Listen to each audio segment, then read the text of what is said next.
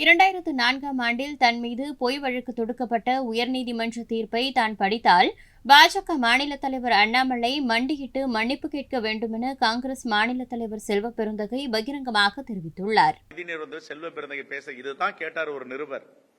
உடனே கோபம் பொங்கிட்டு வந்துருச்சு. என்ன சொல்றாரு? அவரு ரவுடி லிஸ்ட் உள்ளவரு, ஹிஸ்டரி லிஸ்ட் உள்ளவரு, அவருக்கு தொடர்பு இருக்குன்னு பேசுறாரு. ரெண்டு விஷயம் இதுல நான் கேட்கிறேன் அண்ணாமலைய, நீ என்ன ஐபிஎஸ் படிச்ச, என்ன சட்டம் படிச்ச? உண்மைக்கு புறம்பா பேசினா என்ன வழக்கு வரும் பேர்ல?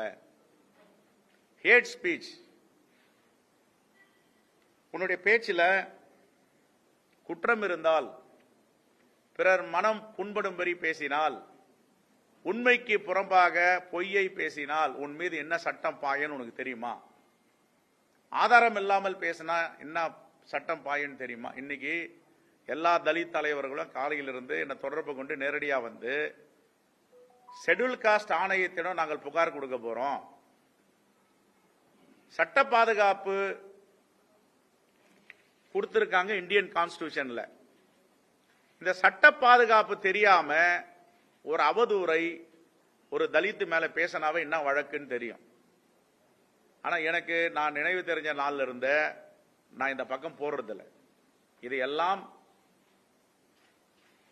வாய்ஸ்லெஸ் பீப்புள், குரல் அற்றவர்களுக்காக பாபா சாஹிப் அம்பேத்கர் கொண்டு வந்த சட்டம், ஜவஹர்லால் நேரு அவர்களால் பரிந்துரை செய்யப்பட்ட சட்டம்.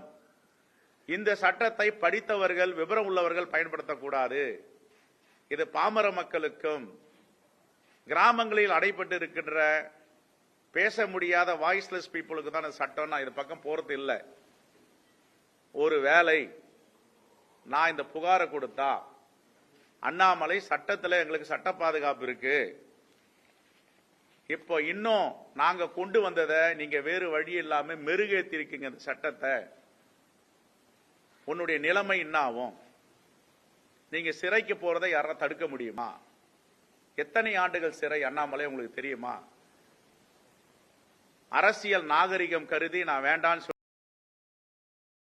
செய்திகளை உள்ளது உள்ளபடி தெரிந்து கொள்ள ரெஃப்ளெக்ட் நியூஸை சப்ஸ்கிரைப் பண்ணுங்க.